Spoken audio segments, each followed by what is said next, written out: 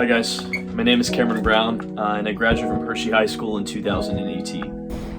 Hello, my name is Lily, and I graduated Hershey High School class of 2019. Hi, I'm Derek Todd, and I'm from the class of 2020. So let's start off with story 1.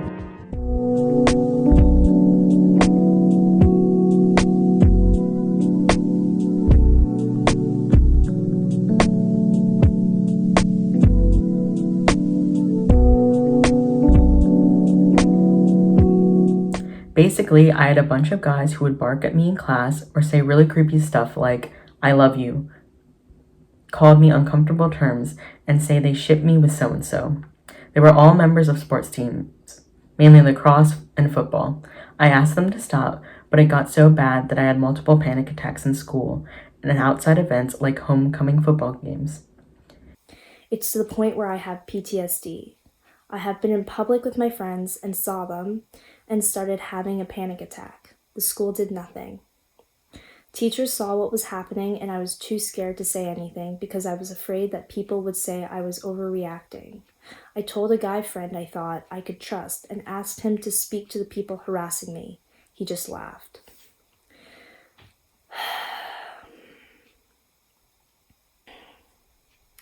I feel like maybe at Hershey that this kind of behavior is normalized. We don't even have any sexual assault education or anything like that. And we really should.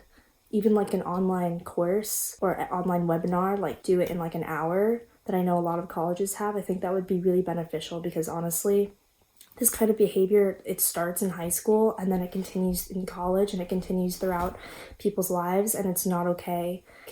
Even our coaches, they hear it, they don't care. Administration, they don't care. Stigma of being it's overreacting, it wasn't too bad. People saying your feelings aren't valid and you shouldn't, it's not overreacting is what I want to say. 100% not overreacting. I feel so bad for this person, and I feel like definitely I've known stuff like this has been happening at our school for a while. To the outside people, it might not seem like it's a big deal. Oh, they're just picking fun. The term boys being boys always comes up, which is such a horrible term to just kind of brush off someone harassing someone else just because they're having fun. And I think it's horrible that this person could not feel like they could talk to a teacher or find somebody who could help them. I'm not going to say I'm shocked. I'm not going to say I'm surprised. We hear these stories all the time of people behaving in this way, especially men. And what really doesn't surprise me especially is the fact that the school did nothing. Derry Township really doesn't fully understand the nature of mental health. They struggle a lot with understanding their students in a meaningful way, and I think they do try, but they don't know where to start. They suggested, I reported the people and had witnesses and everything, but no one ever got called in. My friends reported it too. Nothing happened, and one of the people ended up homecoming king, which is a bit ironic. It's really, really upsetting that administration in all forms of companies and schools and educational systems let this behavior slide. It is harassment, and it needs to be stopped, and it needs to be taught about. People need to know that that's not okay. The perpetrators need to know that that's not okay, and importantly, the victims of this type of harassment need to know that it's not okay, and that they are deserving of love, and that the way things are isn't necessarily how the way things should be. They don't need to be oh, it's okay, I'll get over it, or everyone's telling me I need to get over it. It's trauma, and it needs to be addressed. Yeah, so Hershey needs to do more teaching sexual assault and providing assistance and support to survivors. So often, people go in reporting students' bad behavior, other students doing it to certain students, and nothing happens. I think that's something as a school we need to work on, being able to make sure everyone feels included and that you shouldn't feel afraid of speaking up. I mean, I'm glad that the person was able to report it and witnesses, but I think it's definitely shows how bad our school is with dealing with events like these if they haven't done anything and there were no repercussions for the people who were culprits and made this kid feel not safe and caused some mental health issues with him as well.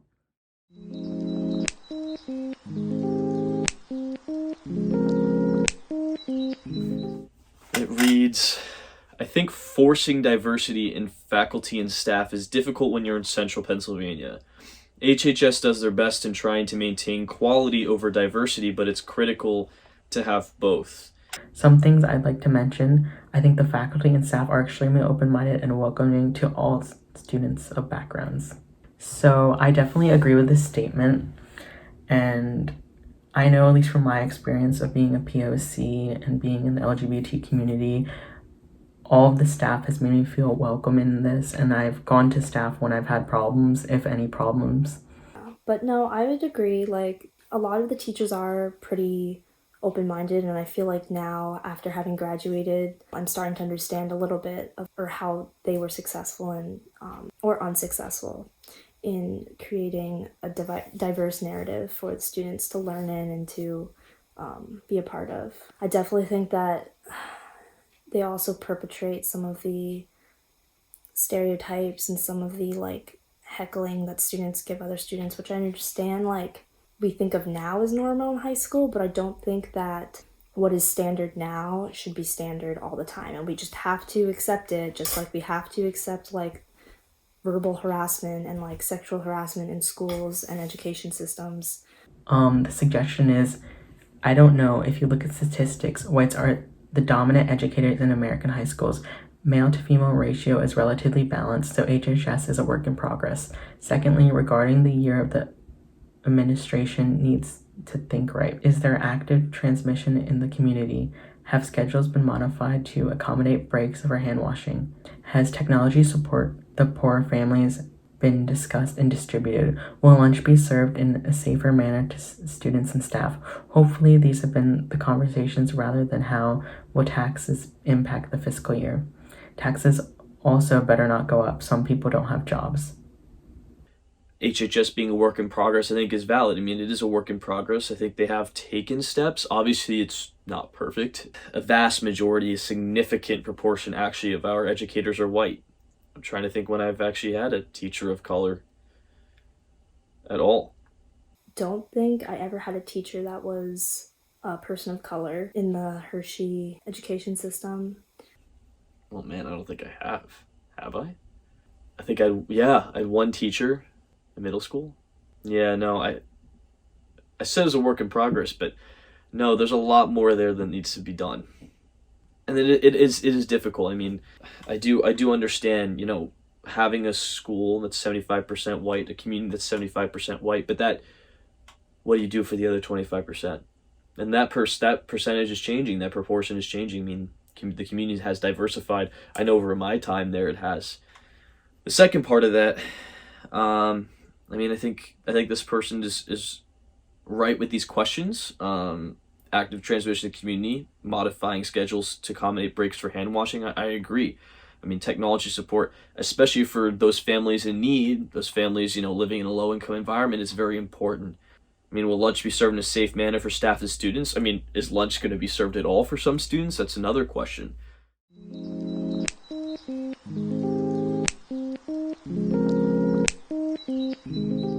Right when the pandemic happened, our lives changed in a split second. The end of my senior year looked much different than any of us could have ever imagined. Most teachers did everything in their power to make sure students were okay and in good mental health space during quarantine. However, my statistics teacher was anything but helpful. I had emailed him to explain that I wasn't doing too well personally and apologized profusely for my late work. He responded to this by giving me a 0 on all art assignments, giving me a failing grade. Besides this teacher was racist and sexist almost every day in class. I did not feel that his classroom was a good learning environment or a safe space. Yeah, I had this teacher. I know exactly who he is. I'm not going to comment on his name or anything, but I'm not surprised. My own sister has had issues with him, and she's never even had him she's never had him as a teacher. I also went through the same thing similar to this person. It was also my statistics teacher that gave me the most trouble during the pandemic. They weren't very helpful in accommodating if there was any late work, and they still treated it like a regular school year. And also they gave more work than usual, which is really hard juggling all my schoolwork as well. So I definitely feel for this student. The total lack of compassion or empathy that this teacher seems to have shown is not acceptable, but I definitely know what the person is talking about. There have been a lot of reports from this guy about his behavior and about the way he goes about his business in and outside the classroom. The things that he says, the things that he does, the way that he is not nice to certain groups of people. He happened to like me for obvious reasons, but for a lot of other people, it's not the same. Now, the fact that the school district has never done anything about it, again, it doesn't really surprise me. He's been given a lot of slack by them, and not in a way that's acceptable or okay. So the suggestion is, honestly, I think I could have tried to provide more support or been a little bit more understanding. It was a major shift for everyone when we had to switch remote, and all the other teachers have been much more understanding when it was a hard adjustment. My counselor did not really provide much help when I talked to him, even when I told him I had contacted the teacher and did not receive help.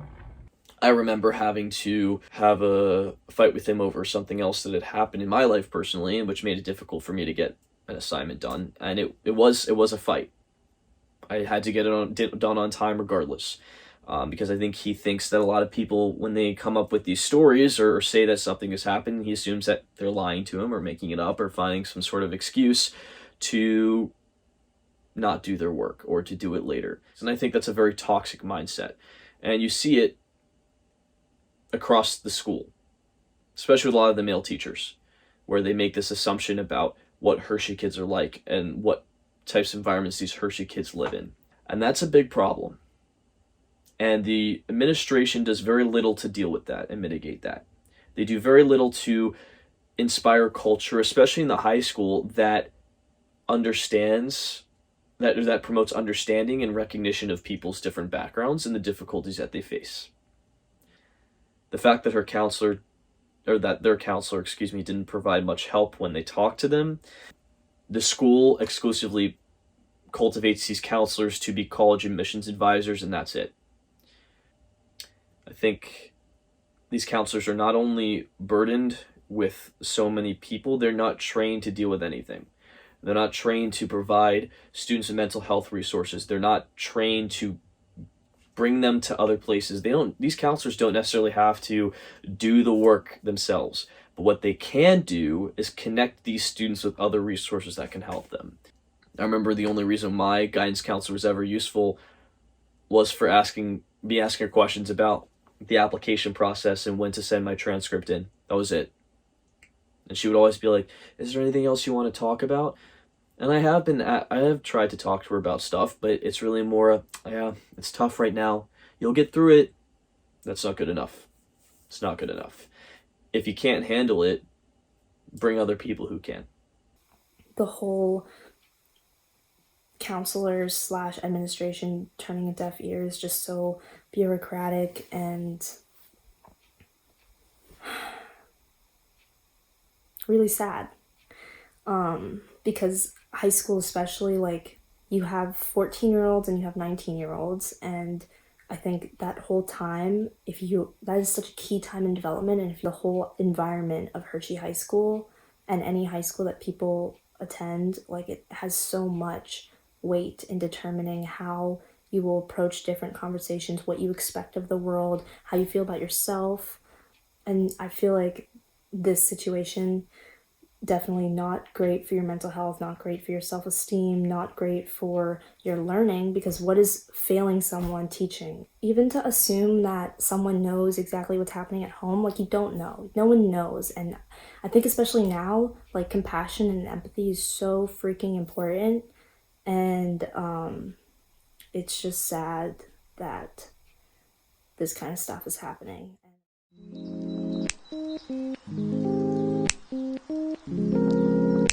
In 8th grade art class, these boys that were sitting at the same table as me were making jokes about the Holocaust like it was nothing. I don't remember the jokes, but it really bothered me because I'm Jewish. So I told them that it wasn't something to be joking about because many people died and suffered. Then a few days later in the same class, the same group of boys got in trouble because they drew swastikas on a paper. The teacher talked about it during class and said how it was wrong, but the boys were never punished and nothing ever happened from it.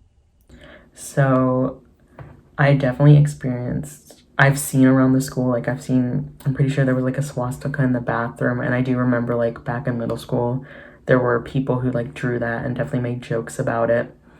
And that's just such a horrible thing to make a joke of such a horrific tragedy. And it just shows how uneducated and disrespectful those boys were. Yeah, growing up as a young guy in Hershey, I mean, being there in elementary and middle school, I mean, this was common. This happened all the time. We live in a town that is rural, that is relatively wealthy, and that is very much detached from the rest of the world. Kids here don't know anything about the Jewish experience, the experience of Black people. A lot of guys here don't understand the experience of women. Most people were straight. They don't know the experience of queer people, so it's very easy for them to make jokes about people in other groups, people in the out groups, people who are not like them. And the suggestion is the teacher should have told the administration, and there should have been some disciplinary action. The actions of these boys were unacceptable and deserve some form of punishment. I'm not sure even if the administration was informed of what happened. I think that it's very telling that the administration, or actually just the teacher, wanted to pretend like nothing happened and just continue living in this chocolate bubble that no one here can be racist, no one here can be bad, because we're better than that. But I think one big mistake here is that only having one conversation about that is going to change these kids' minds. Like, it doesn't matter if their actions stop, they need to be exposed to thinking in a different way so that they can really flesh out those anti-Semitic feelings. And I feel like their behavior as they grow up, if it's not addressed, it's just going to get worse, and it's just going to affect more people. And when you're in a position of privilege in whatever way, which a lot of people in this community are, they don't necessarily need to think about it because they live in a bubble. Now, all communities are a bubble. I go to a school in the middle of Baltimore and I see bubbles all the time. And they don't manifest in the ways we always think. But it's especially bad here because you have this sort of detachment coupled with this sort of privilege. And I think that's why what these boys did was unacceptable, but they felt that they could still do it anyway.